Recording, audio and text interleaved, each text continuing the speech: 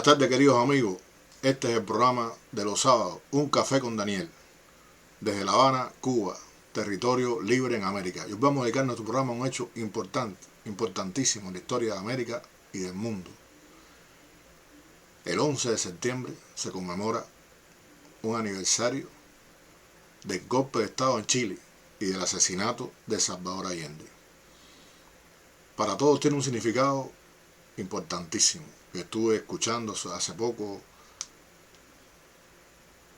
canción de Silvio, aquella dedicada a Santiago, pero estuve escuchando una canción que me envió un amigo de Víctor Jara, su última canción, se refiere a los 5.000 prisioneros que estaban en el estadio, una recreación hecha con inteligencia artificial extraordinaria, y recordaba aquellos días de septiembre, porque además, fíjense ustedes lo que son las cosas de la vida. En septiembre del año 73 ingresábamos un grupo de jóvenes a la Escuela Militar Camilo Cienfuegos de Baracoa, en La Habana. Y estando nosotros en la Escuela del Campo, ocurre el golpe de Estado en Chile. Y tuvimos la oportunidad de escuchar por la radio los acontecimientos que estaban sucediendo en ese hermano país. Aquella experiencia nos marcó para toda la vida. Yo creo que siempre que recordemos esa entrada nuestra a los Camelitos, va a estar marcado ese recuerdo por ese acontecimiento, que yo creo que tuvo mucho que ver con nuestra formación y nuestra manera de ver el mundo. Yo estaba rememorando, puse una nota en Facebook sobre los Camelitos, la entrada de los Camelitos, una escuela que para nosotros fue tan importante. Teníamos 11 años, señores, 11 años. Estábamos terminando el sexto grado, terminamos el sexto grado. Entrar a los Camelitos era extremadamente difícil, era una selección rigurosa. Había que tener un alto promedio académico, pasaba exámenes físicos, psicométricos, ¿no? Era complicado el proceso para entrar a los Camelitos. Y recuerdo que el verano estábamos impacientes, algunos muchachos del barrio que habían hecho la solicitud. De los que habían hecho la solicitud solamente nos llegó a dos, Carlos Martínez y a mí, vecino. Carlos Martínez era vecino mío, de 2 cuadras, compañero mío de estudio en la Escuela Internacional de Estudiantes, ahí en 13 y 4, en el Vedado. Y estábamos esperando que nos llegara el aviso. Comunicábamos todos los días desesperados. Y ese día yo estaba viendo, ya que llegó la noticia, yo estaba viendo el aviso del cartero. Yo estaba viendo ese día La Quimera del Oro, de Charlie Chaplin. Nunca se me va a olvidar, estaba la luz de la sala apagada, estaba acostado en el suelo, con una almohada atrás, viendo la película La Quimera de Oro, cuando sonó el silbato del cartero, y corrí enseguida a ver qué cosa era. El cartero me entrega aquel telegrama donde se confirmaba que había sido aceptado para entrar a la Escuela Militar Camilo Cienfuegos, o sea que ya era Camilito. Y nos decía, bueno, el día que teníamos que estar, en el lugar que teníamos que estar, en el Centro Gerardo Abreu Fontán, en Playa. Y bueno, llegamos aquel día memorable, llegamos al Abreu Fontán, nos montaron unas guaguas Hino, que era un listado, nos montamos aquella guagua, fuimos a parar a Baracoa.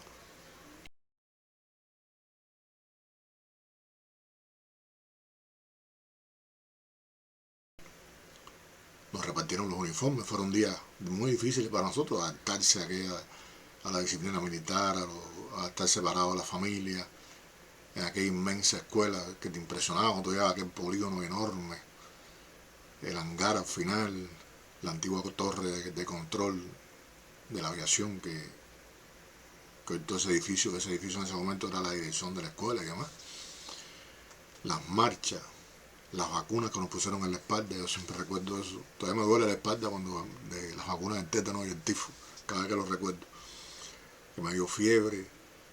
Muchos se rajaron en esos primeros días porque era muy difícil mantenerse en aquel lugar, en aquellas condiciones de adaptación.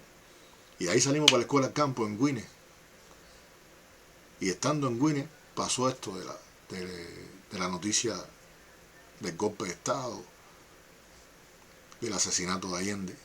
Y esa noche fuimos al pueblo de Guine con los comités de defensa de la revolución a explicarle a las personas lo que había sucedido, a compartir el dolor del pueblo cubano que adoraba, que quería muchísimo a Salvador Allende y que sintió como la muerte de uno de sus hijos la caída de ese presidente eterno, que siempre estará en la memoria de los latinoamericanos y de las personas honestas de este mundo por su valor, no solamente por lo que hizo como máximo líder de la Unidad Popular, sino por lo que hizo además, por su actitud ese día, por su combate de ese día, por la dignidad y el honor, la lección de honor que le dio ese día a América Latina y al mundo.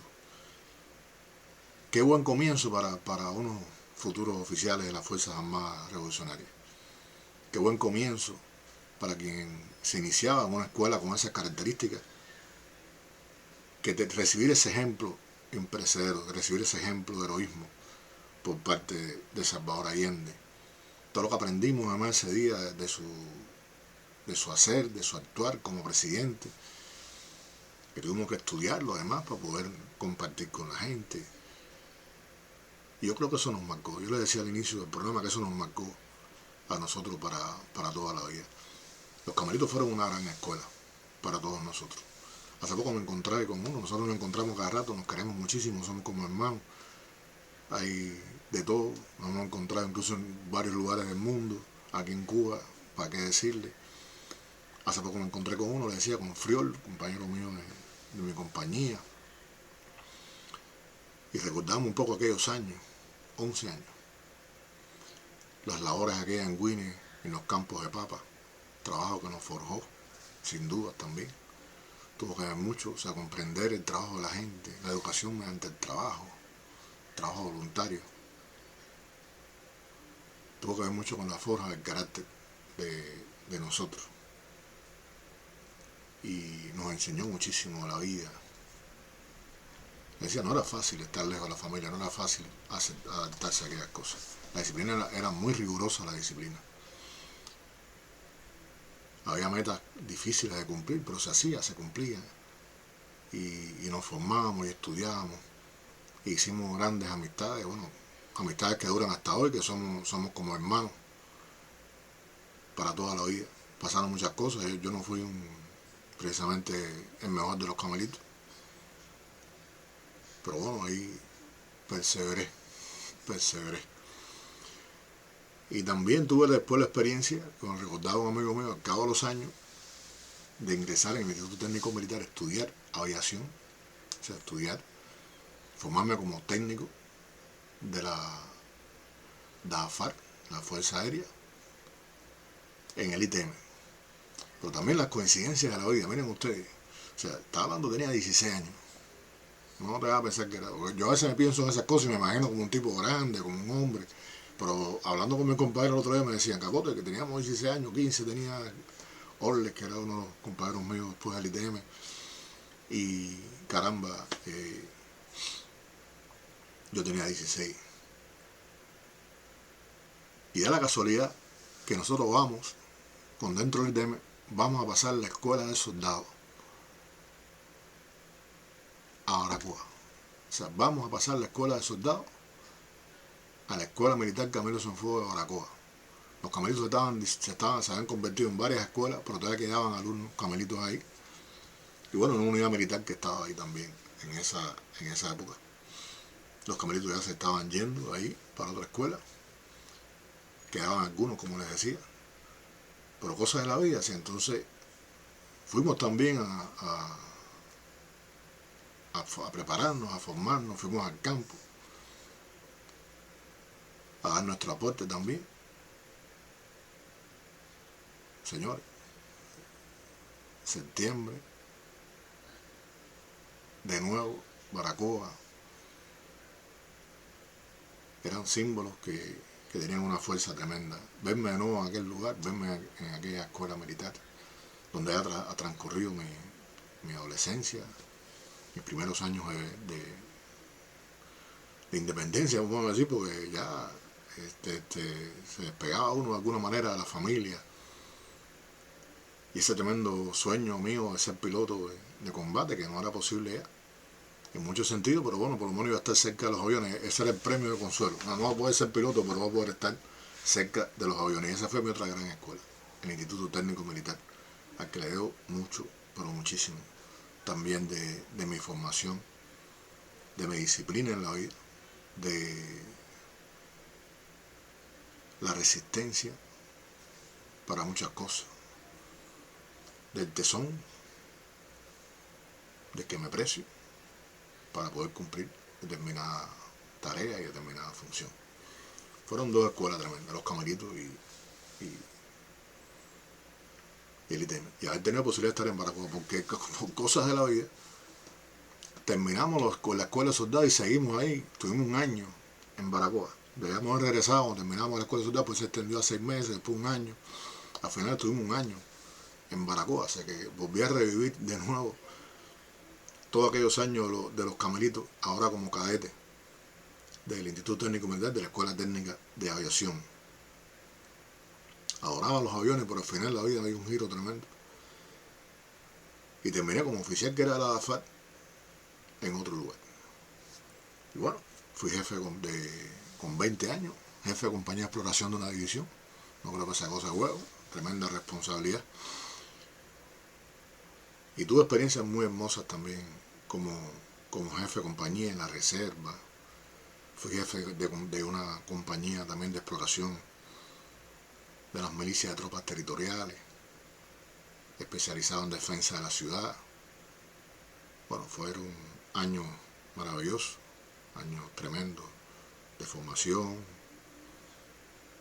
a los cuales les debo muchísimo, que recuerdo siempre con muchísimo cariño, a pesar de las dificultades, y a pesar de la dura disciplina militar y demás. Que mucho trabajo que me costaba, era muy rebelde y no sé, un poco indisciplinado también a veces. Y entonces la disciplina militar a veces me imponía, ¿no? Me rozaba, me hacía, la repelía de alguna manera también, no se crea. No fui un tipo muy dado a cumplir órdenes y demás, pero bueno, le debo mucho, me formé mucho y soy mucho de lo que soy hoy gracias a mi estancia en esas dos grandes escuelas. Y bueno, no podía pasar el programa hoy sin un poco hacer alusión a los acontecimientos estos que se denunciaron en Confilo, que a la declaración de Minrey. Tuve la posibilidad de escribir un artículo en Granma también tratando de ese tema, que tiene que ver con lo de los cubanos y que combaten en el frente ucraniano del lado de Rusia y demás. Yo le decía que aquí, en algo que escribió y se lo invito, está en Resumen Latinoamericano, yo creo que esto hay que verlo siempre desde tres aristas fundamentales para no confundirnos. O sea, en primer lugar, el gobierno ruso tiene todo el derecho del mundo a convocar en su país a los extranjeros que residen en ese país a incorporarse a las Fuerzas Armadas rusas a cambio de la ciudadanía, que es lo que están prometiendo. O sea, usted está un año sirviendo en el ejército y tiene derecho a hacerse ciudadano ruso. Eso no lo inventaron los rusos. Eso lo hacen los estadounidenses, lo hacen en el mundo entero. Muchos países del mundo lo hacen. Estados Unidos lo ha hecho con latinoamericanos y demás, que les ha prometido que una vez que cumplan el servicio militar, no siempre lo han cumplido, pero tengan la posibilidad de la residencia y de la ciudadanía. O sea que no es un invento ruso, es algo que se hace habitualmente. Está esa línea. Es probable que algunos cubanos que estaban viviendo en Rusia, que emigraron a Rusia, que permanecen incluso de manera ilegal en Rusia, se hayan sumado a esta convocatoria de las Fuerzas Armadas en Rusia. Está ese fenómeno. Está el fenómeno que está denunciando Cuba, que está en la nota de Minrey con toda claridad, y hoy salió más claridad en el noticiero, el programa de Humbertico, que es un tema de tráfico de personas, un tema de mercenarismo de personas inescrupulosas que han convocado a jóvenes cubanos a través de las redes sociales o de manera directa a viajar a Rusia e incorporarse a un contrato de trabajo. Yo tengo mis dudas, no tengo claridad si ese contrato se le dice a los jóvenes eso, que es un contrato militar o si es un contrato de trabajo civil. Lo que voy a decir es que es un contrato de trabajo. O sea, es muy probable que hayan sido engañados por los traficantes de personas llevados a Rusia mediante engaño con la promesa de un trabajo y que haya entonces algún negocio por ahí hay que motivó esta denuncia de Cuba y demás.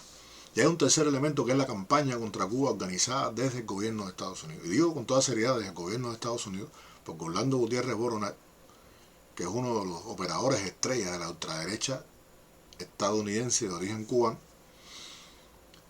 viajó a Ucrania y ha sido un vocero de esas fake news, de esas mentiras con relación a lo que está ocurriendo con estos jóvenes en Ucrania, en territorio ruso, en el frente ruso, para decirlo, o en el ejército. No sé en qué lugar estarán ellos con propiedad, porque hay todo un montaje melodramático armado por esta contrarrevolución que aprovecha cualquier oportunidad para denigrar al país. Esto es una gran campaña de descrédito, esto forma parte de las campañas de descrédito contra Cuba.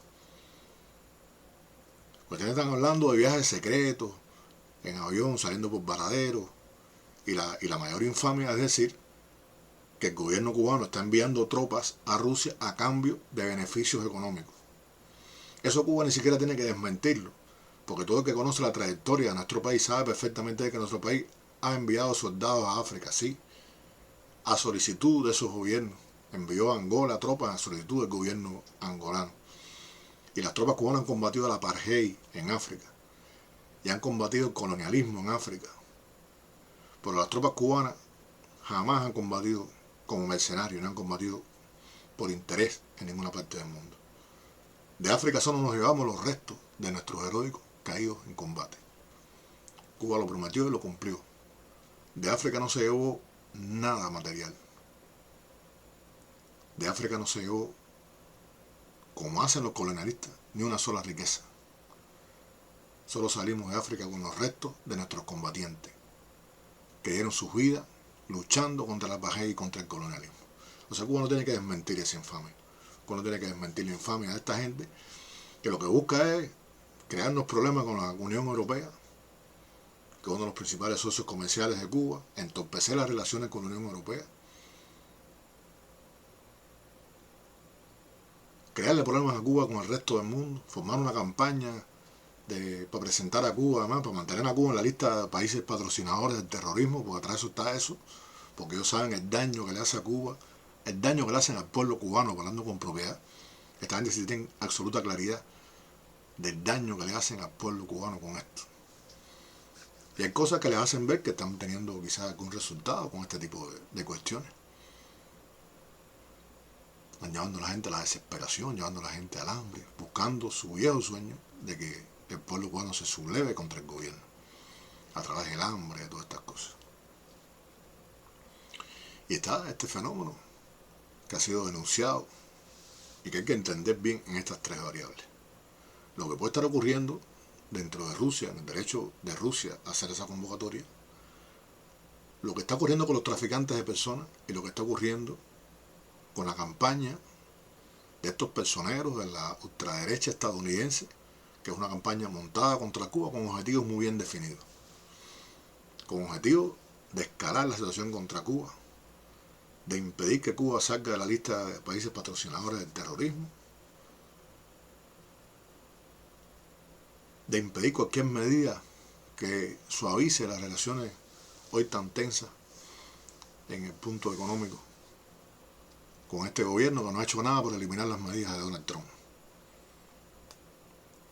Impedir cualquier alivio de la situación en Cuba para llevar al máximo extremo de presión a ver de qué somos capaces nosotros de resistir, a ver hasta dónde somos capaces de resistir. Y por ahí van los tiros, la verdad, no podía dejar de hacer este programa de sábado sin mencionar esta cuestión que creo que es fundamental y que es tremendamente importante, que todos tengamos claridad de qué estamos hablando y de qué se trata. Bueno, queridos amigos, este ha sido nuestro programa hoy, nuestro café con Daniel de hoy. Quiero despedirme con ustedes con un buen café. Hoy no tenía ni café ni mate, así que por eso no los invité a tomarse ni café ni mate. Pero bueno, espero que ustedes sí, en lo que hemos conversado, ustedes han podido compartir un poco de café, tomarse un cafecito mientras hablábamos. Nos vemos el próximo sábado. en este programa Café con Daniel, desde el canal de Raúl Capote. Muchísimas gracias, queridos amigos. Nos vemos el próximo sábado. Esta será seguramente la última oportunidad en que me pueda dirigir a ustedes. La Fuerza Aérea ha bombardeado las torres de Radio Portales y Radio Corporación. Mis palabras no tienen amargura sino decepción, y serán ellas el castigo moral para los que han traicionado el juramento que hicieron. Soldados de Chile, comandantes en jefes titulares, y el almirante Merino, que se ha autodesignado, más el señor Mendoza, general rastrero, que solo ayer manifestara su fidelidad y lealtad al gobierno, también será nominado director general de Carabineros. Ante estos hechos, solo me cabe decir a los trabajadores: yo no voy a renunciar. Colocado en un tránsito histórico, pagaré con mi vida la lealtad del pueblo. Y les digo que tengo la certeza que la semilla que entregáramos a la conciencia digna de miles y miles de chilenos no podrá ser cegada definitivamente. Tienen la fuerza, podrán avasallarlo, pero no se detienen los procesos sociales, ni con el crimen, ni con la fuerza.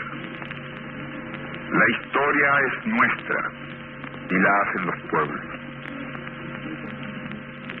Trabajadores de mi patria, quiero agradecerles la lealtad que siempre tuvieron, la confianza que depositaron en un hombre que solo fue intérprete de grandes anhelos de justicia, que empeñó su palabra de que respetaría la Constitución y la ley, y así lo hizo. En este momento definitivo, el último en que yo pueda dirigirme a ustedes, pero que aprovechen la lección. El capital foráneo, el imperialismo, unido a la reacción, creó el clima para que las Fuerzas Armadas rompieran su tradición, la que le enseñara Schneider y que reafirmara el comandante Araya. Víctimas del mismo sector social que hoy estará en sus casas esperando con mano ajena reconquistar el poder para seguir defendiendo sus granjerías y sus privilegios.